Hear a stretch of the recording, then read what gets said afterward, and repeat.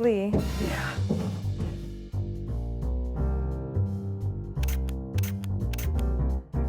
I consider my greatest achievement to be having a hand in the burlesque revival.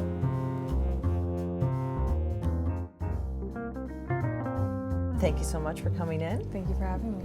And I got to see the show the other night, which you're now touring, called Strip Hooray. Mm-hmm. What number show is this that you've done? I don't, of this tour, it's hard to say. I mean, I've been doing my show since 1991, so I'm like, I've done a lot of shows, but this tour, I guess we've been doing on and off in small increments for about 2 years now. Yeah, well, you're very successful, I would say. And the extravagance, that's a great word for it, because everything from your costumes to the set. It's a little bit of like Liberace theory. I've been a fan of Liberace forever. I've had people ask me if the costumes are actually electrified, if they're plugged in on stage. Right. I'm like, no, that's just, that's what 500,000 Swarovski crystals under the right lighting looks like. Yeah. So I'm kind of just into creating something that doesn't exist in real life. And where did you come up with Dita Von Teese? I was working in a strip club in Orange County, and I just had this idea of going into there to see what it would be like looking differently and not exactly fitting in. And I became really fascinated with this place and with bringing back the idea of classic striptease, and it was another opportunity for me to play an elaborate game of dress up. Mm-hmm. And I came up with the name there. I was just I had just seen this silent film with an actress named Dita Parlo, mm-hmm. and I kind of got hooked on that name, and that's where it started. And then a few years after that, I posed for Playboy magazine. They told me I had to have a last name, which of course I fought. I was like, no, Madonna, Cher, Dita, I want to have one name, and they're like, no, you can't. So I just opened a phone book under the Vons, because I was like, it's cool when you have a Von in your name. It was so haphazard, and I found the name Von Teese. And I called Playboy. I'm like, I'm going to be Dita Von Teese. And they're like, okay, fine. So I remember going to the newsstand, opening it up and being excited. And there it was, like, Dita Von Teese. And I was like, that's not what I said. It's incredible. How has that trajectory been? Like you said, you had no idea that you would have been doing that. And, the stripping is obviously the pole and the kind of the strip clubs. And you really have created...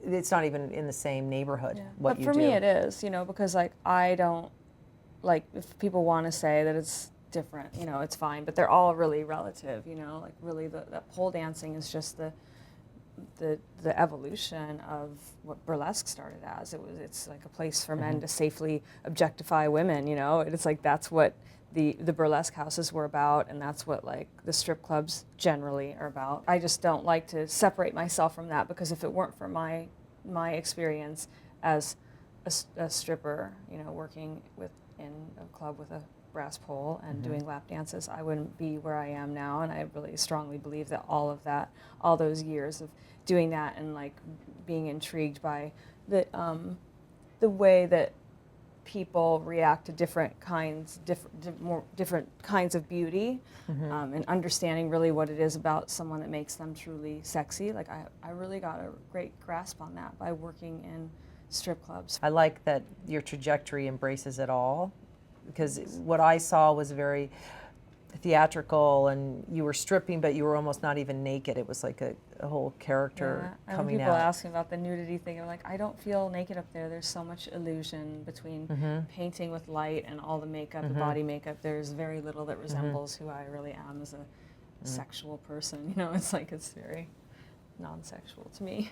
But it is wildly entertaining. Thank you. And what about your relationship with all the designers? Obviously, Christian Louboutin, who makes the shoes, those beautiful shoes that you wear. And I've never had a stylist. I've always done everything myself. The reason I started wearing vintage was because I didn't have money to spend on designer clothes. And the designers that I have these kind of friendships with that give me the red carpet treatment with their houses, they appreciate that I don't send in someone to come choose my clothes for me, that I don't, that I'm real about it, and that they recognize that I have a very distinctive sense of personal style that doesn't waver with whatever the trends are. And I think that you know, not most of them, but many of the great ones get that and they appreciate that.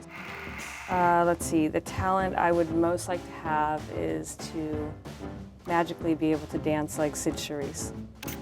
My greatest extravagance is in creating my stage shows.